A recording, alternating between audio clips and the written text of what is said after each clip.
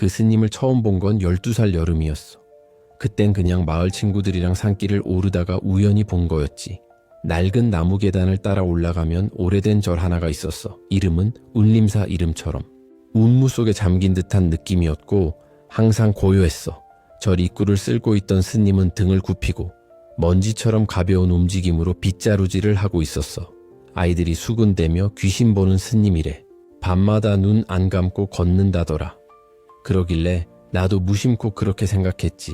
뭔가 이상한 사람일 거라고. 하지만 이상하게 그 눈빛만은 잊히지 않았어. 그때 그는 고개를 살짝 들었는데 눈이 나를 스쳤거든. 딱 한순간이었어. 근데 그 짧은 눈빛 안에 어떤 고요한 슬픔 같은 게 담겨 있었어. 불쾌하지도 차갑지도 않았어. 그냥 오래 혼자 있어 본 사람이 가진 눈빛 같았어. 그 후로 나는 종종 절에 들렀어. 마을 아이들은 무서워서 안 갔지만 나 혼자만 몰래 갔어. 절에 가면 스님은 말없이 마당을 쓸고 계셨고 가끔은 물동이를 옮기거나 고양이 밥을 챙기고 있었어. 처음 말을 건 건 내가 아니라 스님이었어. 학생 여기 오는 거 무서워? 그 목소리가 예상보다 부드러워서 깜짝 놀랐어. 아니요, 전 그냥 조용해서 좋아요. 내 말에 스님은 고개를 끄덕였어. 그리고 그날 이후로 내가 올 때마다 고양이 밥을 하나 더 챙겨 놓더라.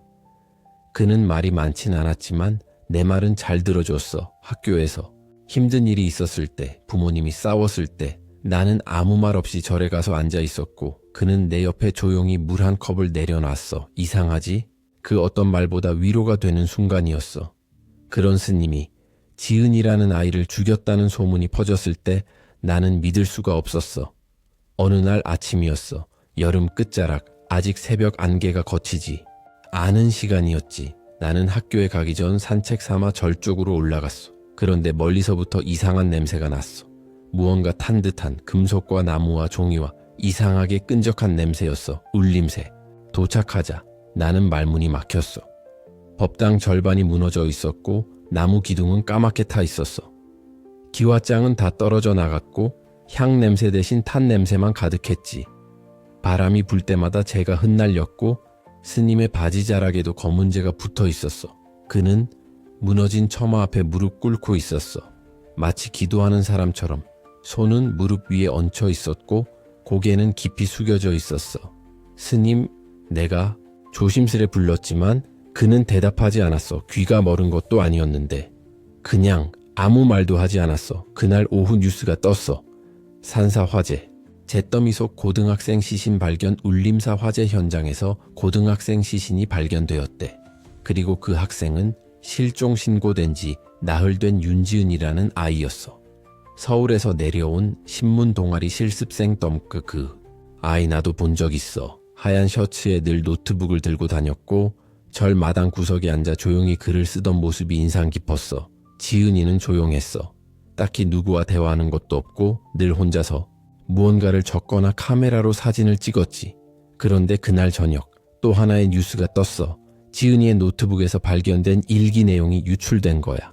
그 스님은 매일 밤 나를 지켜본다. 그 말 한 줄이 사람들을 미쳐버리게 만들었어.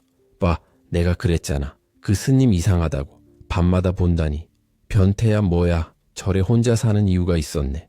마을 사람들은 분노했어. 그 분노는 오래 쌓여 있었던 것처럼 거침없었어. 스님이 청소년을 혼내던 기억, 무뚝뚝하고 웃지 않던 얼굴, 조금씩 쌓여 있었던 불편함들이 모두 터져 나왔지. 어떤 아줌마는 이렇게 말했어. 우리 딸도 저 스님 싫다 그랬어. 눈빛이 불쾌하다고. 다른 아저씨는 이랬지. 거기 있어봤자 절도 아니야. 그냥 불쏘시개야. 때려 부수고 없애버려야 돼. 그리고 며칠 후 사람들은 손에 망치랑 삽을 들고 절 앞에 모였어. 스님은 아무 말도 하지 않았어. 그저 예전처럼 마당을 쓸고 있었지. 그 장면을 보고 있자니 마음이 묘하게 찢어졌어. 왜 아무 말도 하지 않는 걸까? 그 말 한마디만 해도 되잖아. 나는 아니야. 그럴 리 없어. 지은이를 지키려고 했던 거야. 그 어떤 말도 하지 않는 그가 나는 이상하게 더 슬퍼 보였어. 그날 이후 나는 며칠 동안 잠을 거의 못 잤어. 수업 시간에도 멍하게 있고 밥을 먹다가도 손에 숟가락이 멈췄지. 지은이의 얼굴이 계속 떠올랐거든. 그 조용하고 깊은 눈, 그리고 스님의 무릎 꿇은 모습. 무엇보다 마음에서 지워지지 않는 건 그가 끝까지 아무 말도 하지 않았다는 것. 그게 이상했어. 누명을 쓴 사람이라면 당연히 말하잖아. 억울하다고, 아니라고, 절대 그런 짓 안 했다고. 근데 그는 아무것도 부정하지 않았어. 그건 마치 자기 자신을 벌하는 사람처럼 보였어. 그래서 나는 직접 확인해 보기로 했어. 그날 밤 몰래 절 쪽으로 향했어. 봉쇄선은 있었지만 구멍 난 철망 사이로 들어가는 건 어렵지 않았어. 검은 재가 발끝마다 묻었고 공기엔 아직도 그 흐름이 남아 있었지. 나는 부서진 법당 뒤쪽을 살펴보다가 작은 방 안에 남아있는 불상 하나를 발견했어.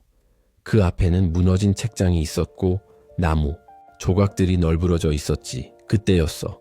책장 뒤쪽 벽 한 구석에서 반짝이는 뭔가가 눈에 띄었어. 자세히 보니 작은 카메라였어. 먼지와 재가 덮여 있었지만 본체는 괜찮아 보였어. 손이 떨렸어.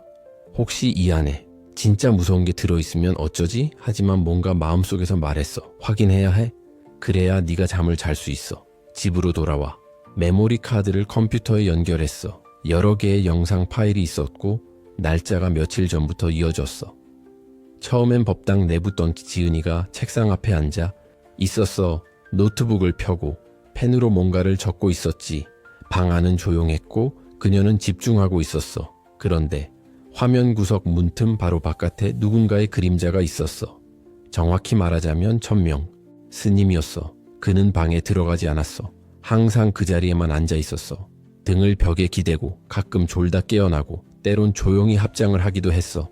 그건 보호였어. 그리고 마지막 영상. 그건 화재가 난 그날 밤이었어. 지은은 방 안에 앉아 있었고 책을 덮은 채 멍하니 창밖을 보고 있었어. 그녀의 눈에는 눈물이 고여 있었고 손에는 라이터가 들려 있었어. 그녀는 종이를 찢어서 바닥에 흩뿌렸고 노트북을 천천히 닫은 후 종이 위에 기름 같은 액체를 붓기 시작했어. 심장이 멎는 것 같았어. 그 순간 문이 열리면서 스님이 달려들어왔어. 지은아. 그는 라이터를 빼앗으려 했고 지은은 울면서 놓으세요. 이게 다 거짓말 세상이에요. 다 가짜야. 라고 외쳤어. 스님은 아무 말도 하지 않았어. 그저 그녀를 품에 꼭 안았어. 그 순간 불이 번지기 시작했어. 카메라는 연기로 흐려졌고 소리가 사라지고 화면이 꺼졌어. 스님은 그 아이를 지키려다 불 속으로 들어간 거였어. 다음날 아침 나는 영상을 복사해서 마을회관에 가져갔어. 그곳엔 이미 마을 사람들, 기자, 경찰이 모여 있었지. 나는 말했어. 이거 다 보셔야 해요. 영상이 끝났을 때 방 안은 조용했어. 누구 하나 말하지 않았고 누구도 스님의 이름을 부르지 않았어. 그저 모두가 고개를 숙였어. 그분 어디 계셔? 하지만 그는 어디에도 없었어. 그날 새벽 스님은 절에서 사라졌어. 짐도 옷도 신발도 남아 있었어. 그가 사라진 흔적은 아무것도 없었지. 그 대신 법당, 안 무너진 불상 밑에서 작은 상자 하나가 발견됐어. 그 안에는 편지 한 장과 묵주 하나가 있었어. 편지엔 이렇게 쓰여 있었어. 지은이는 외로웠어. 세상은 그녀에게 너무 시끄럽고 차가웠지. 나는 그 아이의 고통이 불이 되는 걸 막고 싶었어. 하지만 한 발 늦었어. 밤마다 그녀를 지켜본 건 감시가 아니라 기도였어. 그 아이가 어둠 속에서 끝내 무너지지 않기를 바라는 마음. 하지만 내가 실패했기에 나는 이 절을 떠나야 해. 가끔은 빛을 지키기 위해 스스로 불길 속에 서야 할 때도 있어. 천명. 며칠 후 울림사 복구 공사가 시작됐어. 이번엔 마을 사람들 스스로 움직였지. 기와장을 다시 얹고 목재를 구해오고 기와집 목수까지 불러다가 정성껏 다시 지었어.